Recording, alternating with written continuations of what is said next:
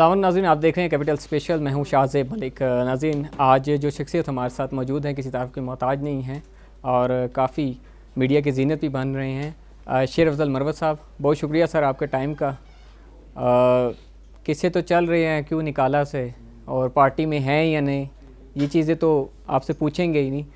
لیکن سب سے پہلے میں تھوڑا سا بیک گراؤنڈ پہ جاؤں گا، پس منظر پہ آپ کے جاؤں گا کہ آپ نے پی ٹی آئی کب جوائن کی اور کیا نظریہ لے کے آپ نے پی ٹی آئی جوائن کی تھی، کیا مقاصد سے جس کی وجہ سے آپ پی ٹی آئی کی طرف مائل ہوئے تھے؟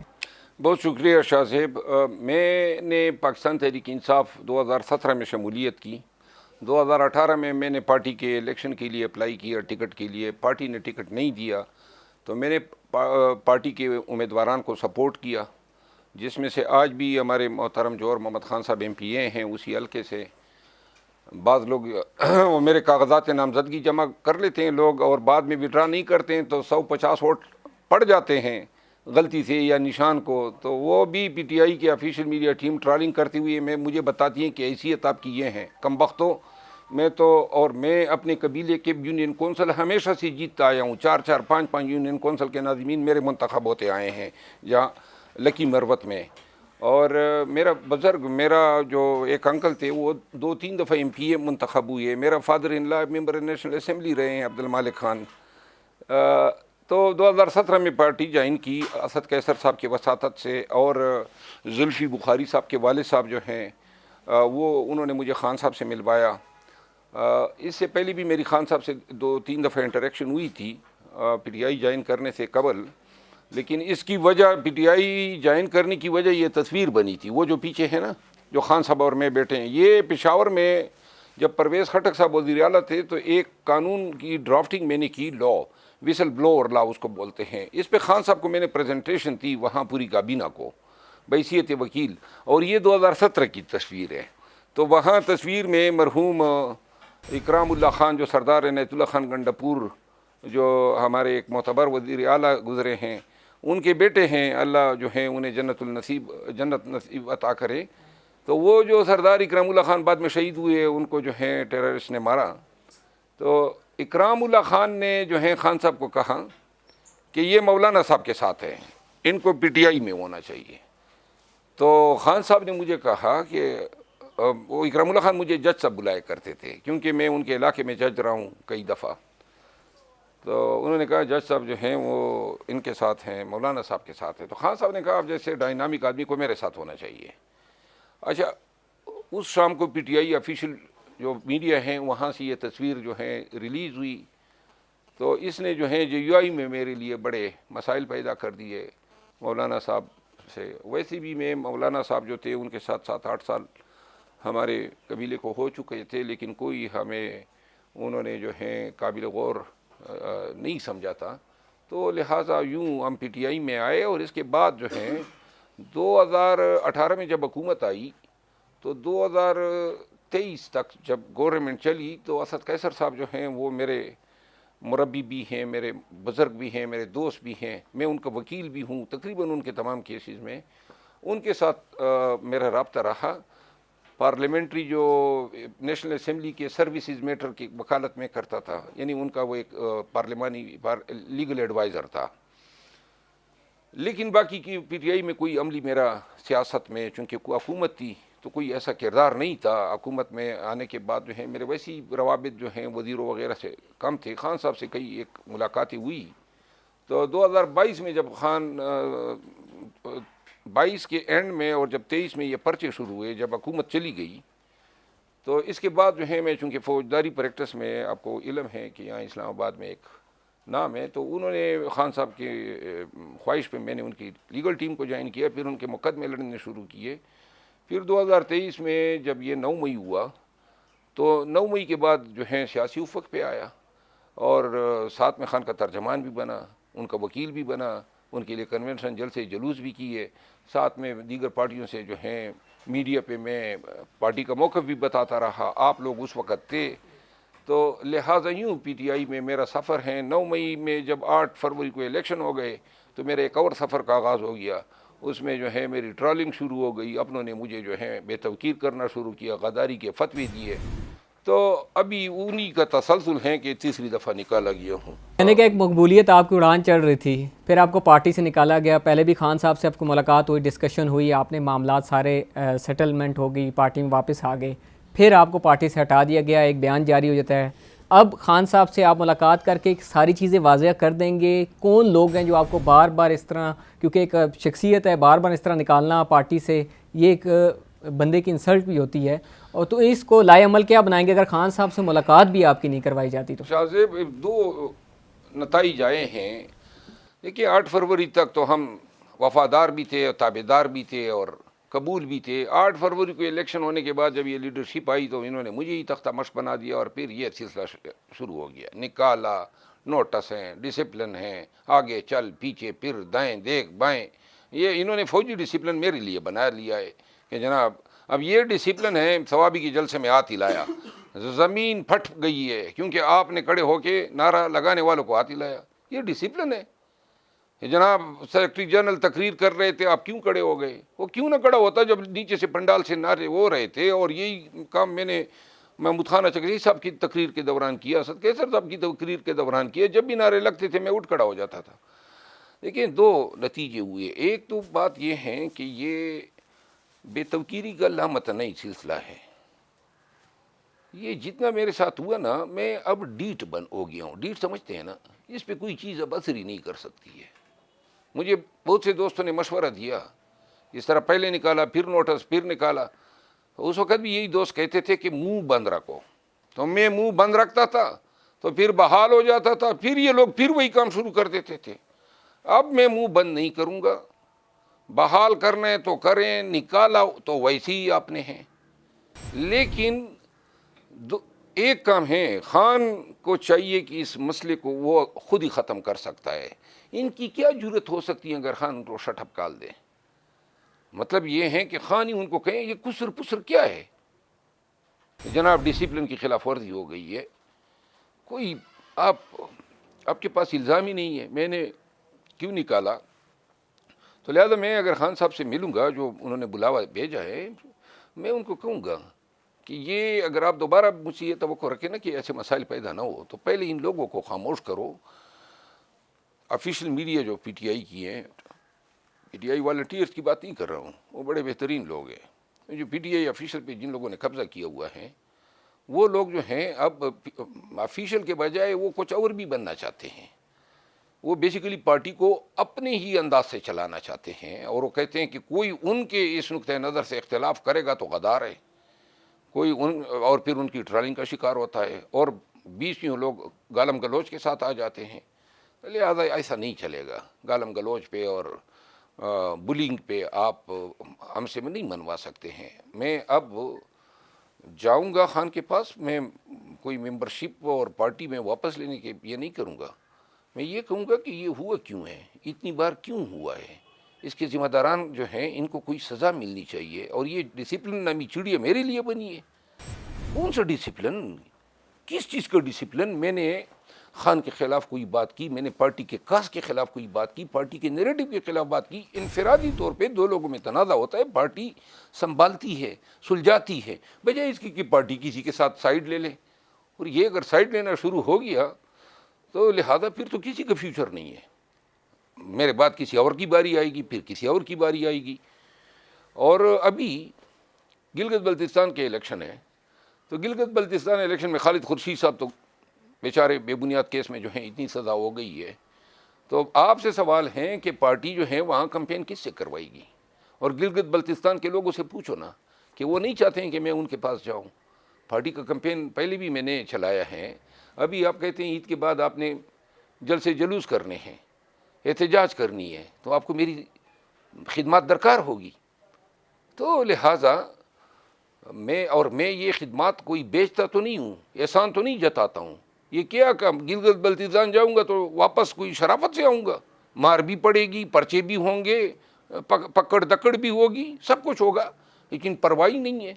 خان کے لیے پہلے بھی اور بعد میں بھی اٹھانے کو تیار ہیں، اور جو بھی آئے گا انشاءاللہ بھگتیں گے. دیکھیے 9 مئی کے بعد تحریک انصاف میں ایک سوچ پائی جاتی ہے، جس طرح کہ انتخابات کے دوران آپ کے جلسوں کو جو اجازت تھی اس حوالے سے بتایا جا رہا ہے کہ دیگر کو اس پر جو ہے مینشن کیا گیا ہے کہ وہ عمل کیا گیا ہے کہ وہ بھی ساتھ سپورٹ میں شامل تھی. اس پر آپ کیا کہیں گے کہ آپ کے اسٹیبلشمنٹ سے اس دوران رابطے تھے؟ جی اسٹیبلشمنٹ نے ہم پہ جو ہیں جدھر ہم جاتے تھے اگر دھوپ ہوتی تھی تو وہاں پہ بارش اور چاؤ کر دیتے تھے, اور اگر ہم پیٹرول پمپوں پہ جاتے تھے تو پیسے دینے کے لیے سرکاری افسران پہنچ جاتے تھے, اور اگر ہم کہیں جلسے جلوس پہ پہنچ جاتے تھے تو آپ اپنی طرف سے بھی لوگوں کو, وہ جو ہزاروں لاکھوں لوگ میرے ساتھ نکلے آدھے اس میں اسٹیبلشمنٹ کے لوگ ہوا کرتے تھے, اور جہاں پہ انہوں نے پل گرائے وہ صرف لوگوں کو دکھانے کے لیے گرائے. دیر میں ہمارے 2 ورکروں کو شہید کیا, یہ صرف انہوں نے بتانا تھا نواز شریف صاحب کو کہ جی یہ ہم کارروائی کر رہے ہیں, اور یہ جو انہوں نے میرے خلاف 57 پرچے کیے ہیں یہ, اور مجھے جو جیلوں میں ڈالا اور میرے گھر پہ چھاپے مارے, یہ بیسیکلی ملی بھگت تھی, یہ ساری ملی بھگت تھی. اور اسٹیبلشمنٹ جو ہیں یہ ہماری اس کی چھتر چھایا میں جو ہیں ہم نے بڑے کامیابی حاصل کی. انہوں نے تو دڑن تختہ کیا, ہمارا بیڑا غرق کر دیا. یہ الزام صرف شیر افضل پہ نہیں ہے, یہ ان لاکھوں ورکروں پر ہیں جو خان کے لیے نکلے ہیں. باجوڑ کے لوگ جو نکلے تو ان سے پوچھے نا کہ کس چیز نے ہمیں بچایا. ہمیں بچایا ان ہزاروں 50-40 ہزار باجوڑ کے لوگوں نے بچایا جو وہاں بھی اکٹھے ہوئے. کسی میں ہمت نہیں تھی ہمارے سامنے آنے کی. دیر میں ہم نکلے, 1 لاکھ لگ بھگ لوگ نکلے. تو دیر کے لوگوں سے پوچھو نا, یہاں چکردرہ سے لے کے تالاش, تیمرگرہ, خاگرام, خال, واڑی اور پھر صاحب آباد تک کتنی دفعہ ہم پہ شیلنگ ہوئی. اور وہاں ہمارے 2 ورکر جو ہیں چوکیاتن پہ انہوں نے شہید کر دیے. یہ انہوں نے اجازت دی تھی, ہمیں تعاون کیا تھا. پھر کوارٹ میں ہم پہنچے تو کوارٹ کے ہزاروں لوگوں سے پوچھو کہ کس طرح ہم پہنچے, کن حالات میں ہم نے جلسہ کیا, اور کیسے پکڑ دکڑ نہیں ہوئی, کتنی لاٹھی چارج نہیں ہوئی. ایمبولینس میں تو میں مریض بن کے تو وہاں پہنچا ہوں. پھر نوشیرہ میں ہم گئے تو جس جگہ پہ ہمارا جلسہ تھا اس کو انہوں نے ڈیم بنا دیا تھا. پھر ہم کرک میں گئے, 17-16 پولیس کی گاڑیاں ورکر نے جلا دی. پھر میں ٹانگ گیا تو داور خان کنڈی سے پوچھو, اور ٹانگ کے ہزاروں لوگوں سے پوچھو, 10,000 لوگ مجھے لکی مروت سے وصول کرنے آئے تھے. انہوں نے ہم پہ شیلنگ کی, گولیاں چلائی. پھر ڈی خان میں گیا علی امین خان کے حلقے پہ, تو پوچھ لیں ڈی خان کے لوگوں سے, تاریخ میں اتنا بڑا جلسہ کبھی ڈی خان میں کسی کے لیے ہوا ہی نہیں ہے. جو جلسہ اس دن ہم نے کیا, اور 7 دن رہتے تھے چیف منسٹر کو اپنے کمپین میں نکلنے کے لیے, ان کو اور ان کے خاندان کو کمپین کی اجازت نہیں تھی. اور پھر ہم کراچی گئے تو کراچی کے ورکروں سے پوچھو, ہم کہیں کڑے نہیں ہو سکتے تھے, کراچی میں پھر رہے تھے, جلسے ریلیاں تھیں کیونکہ پیچھے سے آگے سے رینجر اور پولیس نے. پھر ہم یہی حالت ہماری حیدرآباد میں تھی.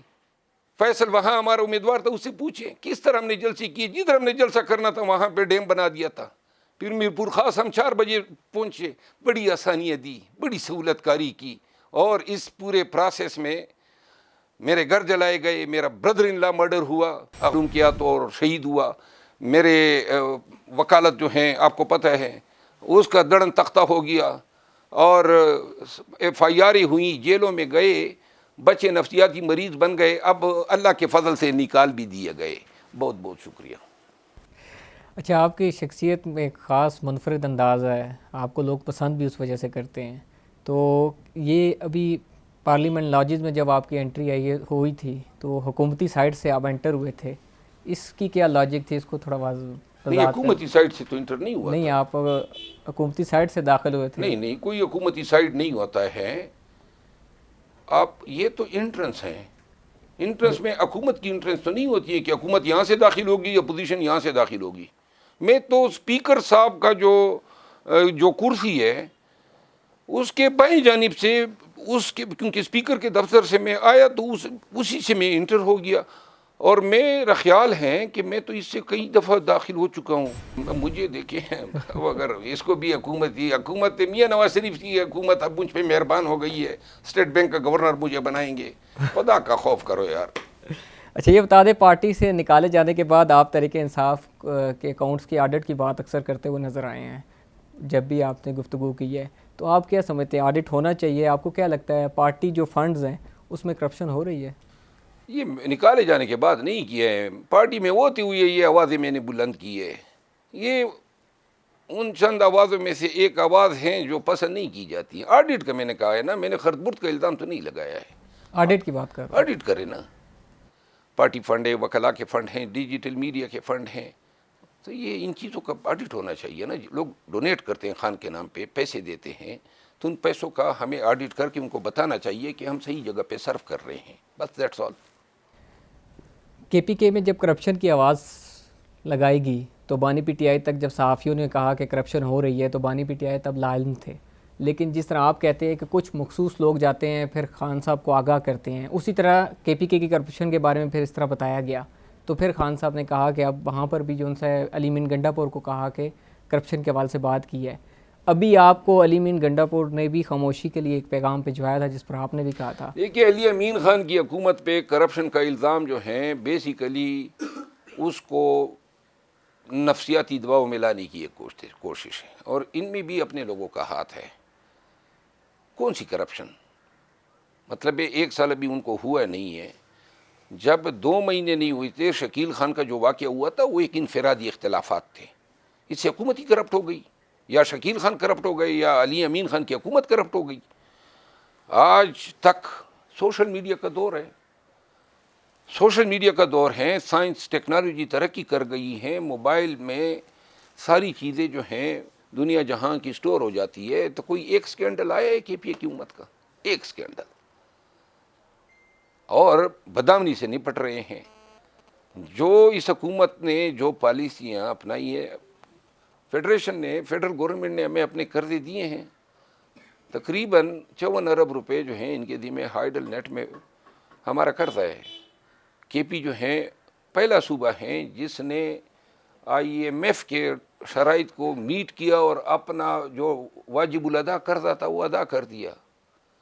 تو لہذا کہنے کے لیے تو کرپشن کی بڑی سازش. یہ تو ہمیں جو ملا ہے, جو ہماری بجٹ ہے, وہ تو ترنوالا بھی نہیں ہے پنجاب کے بجٹ کے مقابلے میں. اور ترنوالے کے لیے تو کرپشن کے اعلانات میڈیا پہ ہو رہے ہیں. پنجاب کا کسی کی جرت ہی نہیں ہو سکتی ہے وہاں کسی پہ الزام تراشی کر دیں. ہاں البتہ ایک دفعہ حکومت جب گزر جاتی ہیں, اچانک جو ہیں کرپشن کے چیزیں نکل آتی ہے. وہی لوگ جو ان کو ایماندار ثابت کرتے ہیں, پھر وہی لوگ کہتے ہیں کہ نہیں جی پکڑو ان کو. اچھا یہ بتائیے, فواد چودھری نے تھپڑ مارا ہے جو شعیب شاہین کو, اس پر آپ کی رائے کیا ہے؟ کیا آپ سمجھتے ہیں کہ واقعی فواد چودھری جو ہے بھگوڑا ہیں؟ مشکل وقت پارٹی کو جب ساتھ کی ضرورت تھی, جس طرح آپ مشکل وقت میں پارٹی کے ساتھ کھڑے تھے, اس پر آپ کیا کہیں گے؟ دیکھیے, تھپڑ مارنے کی جو ہے میں کوئی یہ نہیں کر سکتا ہوں, افسوسناک ہے. کیا محرکات وجوہات ہیں اس کا مجھے علم نہیں ہے. شعیب شاہین صاحب جو ہیں وہ بھی پارٹی کے وکیل ہیں اور صدر رہے ہیں اسلام آباد ہائی کورٹ بار کے, اور میں فواد چودھری صاحب کو بھی اب بگوڑا نہیں کہہ سکتا ہوں. ٹھیک ہے نا, میں مطلب یہ ہے کہ فواد چودھری صاحب کے حوالے سے اپنے نقطہ نظر میں تبدیل کر چکا ہوں. میں اب اس شخص کو شاید ہی کبھی بھی برا نہیں کہہ سکتا ہوں, کیونکہ میرے ساتھ کوئی تھوڑا سا احسان کر لینا, میں زندگی بھر اس شخص کو, یہ حضرت گئے اور خان کو اپنے تئیں میری اس سے سلام کلام نہیں ہے, بلکہ تعلقات ہی نہیں رہے اور اچھے بھی نہیں رہے. یہ خان کو جو ہے مشورہ دے رہا تھا کہ میرے ساتھ زیادتی ہوئی ہے, تو لہذا اگر اس طرح کا یہ ظرف رکھتا ہے تو میں کیوں اس کو بگوڑا کہوں. پی ٹی آئی میں فیوچر دیکھ رہے ہیں ان کا؟ دیکھیے, اگر خان اسے مشورہ لے رہا ہے اور وہ میرے حوالے سے رائے دے رہا ہے اور خان کو تجویز کر رہا ہے کہ اس کو فلاں عہدہ دے, تو اس کا مطلب یہ ہے کہ خان نے خود یہ جگہ ان کو دی ہوئی ہے. لاسٹلی یہ بتائیں کہ یہ کون سے لوگ ہیں جو مخصوص لوگ ہیں جو پارٹی کے اندرون اختلافات دلا رہے ہیں؟ جس طرح آپ کے پیغامات, آپ کی چیزیں نہیں پہنچائی جا رہی, اسی طرح جیسے فواد چودھری بھی اسی طرح وہ گلہ کرتے نظر آتے ہیں کہ اب اگر مجھے یہاں پر رکھ لیا گیا تو پارٹی کے اندرون کافی اختلافات ہوں گے, اگر مجھے انہوں نے خان صاحب نے دوبارہ بلا لیا تو بہت سارے لوگ ہیں جو سٹینڈ بائی پہ ہیں جو پارٹی میں آنا چاہتے ہیں. تو یہ کون لوگ ہیں مخصوص؟ کیا خان صاحب کو اس کا علم نہیں ہے؟ کیا کچھ ایسے لوگ نہیں ہیں جو خان صاحب کو ان کے بارے میں بتاتے بھی ہوں گے ڈیلا جیل میں جا کے, کہ آپ کے پیغامات بھی جاتے ہی ہوں گے؟ دیکھیں, یہ میکینزم غلط جا رہا ہے, کوئی آپریشنل سسٹم نہیں ہے. ایک دن ایک وکیل صاحب آ کے کھڑے ہو جاتے ہیں, خان نے یہ کہا, دوسرے دن دوسرے آ جاتے ہیں, تیسرے دن کوئی محترمہ کھڑی ہو جاتی ہیں, چوتھے دن کوئی اور کھڑا ہو جاتا ہے. ہر ایک خود ساختہ ترجمان بنا ہوا ہے. ہاں ہمارے ٹائم میں جب ہم اس طرح کیا کرتے تھے تو پارٹی نے کہا کہ خان صاحب ایک فیصلہ ایک وقت میں کر لیتے ہیں، لیکن اس سے شاید کچھ اندیشے ہوتے ہیں جس کو ریویو کرنا ہوتا ہے، تو لہٰذا آپ فوراً وہ فیصلے میڈیا کو نہ بتایا کریں. تو پھر اس زمانے میں یہ ایسوپی بنا کہ پہلے پارٹی کی قیادت کے پاس وہ باتیں جاتی ہے فیصلے، اور پھر وہ ریویو کرتے ہیں. جو ریویو ہو جاتا تھا پھر کانٹ چانٹ کے بعد وہ ہم میڈیا کو شیئر کرتے تھے. آج کل تو ابھی خان کے منہ سے بات نکلی نہیں ہوتی ہے کہ میڈیا پہ آ جاتی ہے، وہ دوسرے دن جو ہے وہ بات غائب ہو جاتی ہے. جس طرح ابھی تازہ ترین انہوں نے کہا جی میں نے یہ بات کی تھی نا کہ بھائی یہ پیسوں کا الزام جن پہ ہیں اربوں روپے لیے 26ویں آئینی ترمیم میں، ان کو تو ابھی تک نہیں کچھ کہا ہے اور مجھے نکلوا دیا. تو پارٹی کی طرف سے بیان آ گیا، آپ کو پتہ ہے کہ جی اب ان کے خلاف نکالنے کا حکم صادر ہو گیا. کل مجھے پتہ چلا کہ وہ حکم جو ہے کبھی جاری ہی نہیں ہوا تھا. تو لہٰذا اس طرح کی جو ہے گپ نہیں ہونی چاہیے. پارٹی کو اور خان کو یہ چیز سٹریم لائن کرنی چاہیے. اور دوسری بات جو سب سے اہم ہے، پارٹی جو ہے ہماری پارٹی سب سے بڑی پارٹی ہے پاکستان کی، ہمیں اس کو مکمل انسٹیٹیوشنلائز کرنا ہوگا. مکمل انسٹیٹیوشنلائز، جب یہ انسٹیٹیوشنلائز ہوگی تو تب یہ چیزیں نہیں ہوں گی. یہ ہر ایک جو ہے کوئی وکیل ہے، کوئی رشتہ دار ہے، کوئی فلاں ہے، کوئی ڈینگ ہے، ان چیزوں کا پارٹی کے آرگنائزیشن سے. اب دیکھیں نون میں یا پیپل پارٹی میں تعریف نہیں کر رہا ہوں، لیکن جو جس کا کام ہے وہی بولتا ہے. یہاں پر تو ہر ایک جو ہے ہر ایک کام میں گھسا ہوا ہے. یہ چیزیں جو ہیں، اور دوسرا یہ ہے نا کہ پارٹی میں جو ہوں خان کے ساتھ قربت کا فائدہ ناجائز اٹھا لیتا ہوں. میں سمجھتا ہوں کہ میرا مشورہ ہر چیز میں خان کو ملنا چاہیے. بھائی جو جس کا کام اسی کو ساجے. آپ خان سے ملنے کیا چلے جاتے ہیں کہ آپ نے جناب پٹاری کھول دیتے ہیں، کبھی منسٹر کی غیبت کر لیتے ہیں، کبھی کسی کو گرانا ہے، کبھی آپ نے کسی کو دلانا ہے کوئی منصب. تو لہٰذا ان چیزوں کو انسٹیٹیوشنلائز اور اسٹریملائز. لاسٹلی بتا دیں، معید پیر زادہ ہیں، صابر شاکر ہو گئے، اور جتنے بھی یہ صحافی حضرات جو اب یوٹیوب چلاتے ہیں وہ بیرون ملک چلے گئے. عمران ریاض خان اب وہ کہتے ہیں کہ جنہوں نے ان کو اغوا کیا ہے ان کے بارے میں ان کو علم ہے. ان ساری چیزوں کو آپ کیسے دیکھتے ہیں؟ وہ بیٹھ کر جس طرح وہاں گفتگو بھی کرتے رہتے ہیں، تجزیے بھی دیتے رہتے ہیں، اس ساری صورتحال پہ آپ کیا؟ میں صرف ایک سوال کرتا ہوں کہ وہ ارشد شریف صاحب جو ہیں اس پہ یہ لوگ کیوں نہیں بولتے ہیں؟ یہ تمام صحافی حضرات جو بڑے مطلب ارشد شریف کے لیے آوازیں اٹھایا کرتے تھے، اچانک خاموش کیوں ہو گئے ہیں؟ جواب تو بنتا ہے نا. شکریہ. پیکا ایکٹ کا بتا دیں، آپ کی کیا رائے ہے پیکا ایکٹ کے اوپر، اور فیوچر میں کیا اس کے نقصانات دیکھ رہی ہیں، کیا اس کا فیوچر دیکھ رہے ہیں؟ بس لاسٹلی دیکھیں فی الوقت میں پیکا ایکٹ کو خود لوگوں کے خلاف استعمال کر رہا ہوں. ہاں وہ میں تو خود پیکا ایکٹ، کیونکہ میں خود جو ہے یہ گالم گلوچ اور لغو بے بنیاد جھوٹی صحافت سے تنگ آیا ہوا ہوں. تو لہٰذا اپنی وکالت آج کل میں اپنے لیے استعمال کر رہا ہوں. میری 18 جونیئر وکیل ہیں، وہ میرے ان کاموں پہ لگے ہوئے ہیں. انشاءاللہ یہ لوگ وکیل بھی کریں گے، گرفتار بھی ہوں گے، جیل کا چکر بھی کاٹیں گے، کیونکہ عدالت اب ان سے پوچھے گی. دیکھیں ایک قانون ہے پیکا ایکٹ میں، ایک پروویژن ہے، اس کو ہیٹ سپیچ کہتے ہیں. اگر کسی کو میں اس لیے برا لگتا ہوں کہ میری پشتون اوریجن ہے اور میری اردو ٹیڑھی میڑھی یا گلابی لگتی ہے اس کو، اور اس وجہ سے جو ہے میرے خلاف وہ ٹرولنگ کر رہا ہے. ایک دو خواتین ہیں، ایک نوجوان لڑکی ہے جو میرے خلاف شروع ہوئی ہے. اب اس کا مستقبل جو ہے، کل کو اس کی شادی ہونی ہے، میں نے اس کے خلاف FIR کی درخواست دی ہے. کیونکہ اتنی لغو بے بنیاد الزامات، ان کو پتہ ہی نہیں ہے کہ قانون کیا ہے. آپ کو پتہ ہے، میں بتا دوں، پیکا ایکٹ یہ کہتا ہے کہ میں اگر آپ کے واٹس ایپ پہ ایک میسج بھیجوں اور آپ نے اگنور کر دیا، میں اگر آپ کو دوسرا میسج بھیجتا ہوں یا کوئی آپ کو ویڈیو بھیجتا ہوں اور بار بار میں اس کا جواب نہیں دیتا ہوں، تو یہ بھی ایک جرم ہے. یہاں تو لوگوں نے مذاق بنایا ہوا ہے، کیمرے کے آگے بیٹھ جاتے ہیں. اب جب کیمرے کے آگے بیٹھ گئے تو آپ نے جو بات کرنی ہے تب کرو جب آپ کے پاس ثبوت ہو جو قانون کی نظروں میں ایڈمیسیبل ہو. اب اگر کوئی مجھے غدار کہے گا تو ثابت بھی کرے گا، نہیں کہے گا تو پھر جیل بھی جائے گا. اور انشاءاللہ عنقریب چند لوگوں کو جیل بھجوا کے ان کے ساتھ تصویریں کھنچواؤں گا اور پھر بتاؤں گا کہ یہ اشر ہر اس بدبخت کا ہوگا جو میڈیا پہ کیمرے کے سامنے جھوٹ بولے گا.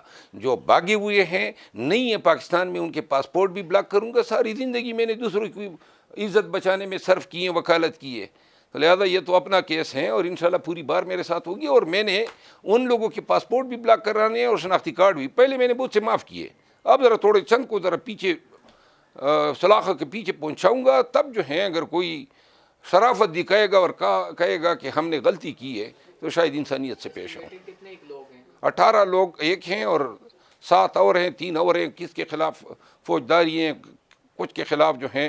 اور میں اسی موقع کا فائدہ اٹھاتے ہوئے تمام کو دعوت دیتا ہوں, آئیں جناب الزام تراشیاں کرو مجھ پہ, حاضر ہوں. کوئی الزام تو لگا دینا, دعوت دیتا ہوں. اور وہ کہتے ہیں نا وہ حقیر پر تقصیر آپ سے مدعی ہے کہ آ جاؤ. تو میں یہ پیکا ایکٹ کے امینڈمنٹ کے بعد یہاں تک میں کہہ سکتا ہوں, البتہ اس میں 2 پروویژن ایسے ہیں جو صحافیوں کے لیے, صحافت کے لیے, ادارے آزادی کے لیے ٹھیک نہیں ہے, لیکن میں دعوت ایک دفعہ پھر دیتا ہوں. میں آج کل ویسی بھی پرائے کیسز سے فارغ ہو گیا ہوں, اپنی کیس بنا کے روزانہ عدالتوں میں نظر آؤں گا. شکریہ. بہت شکریہ مروان صاحب, آپ کو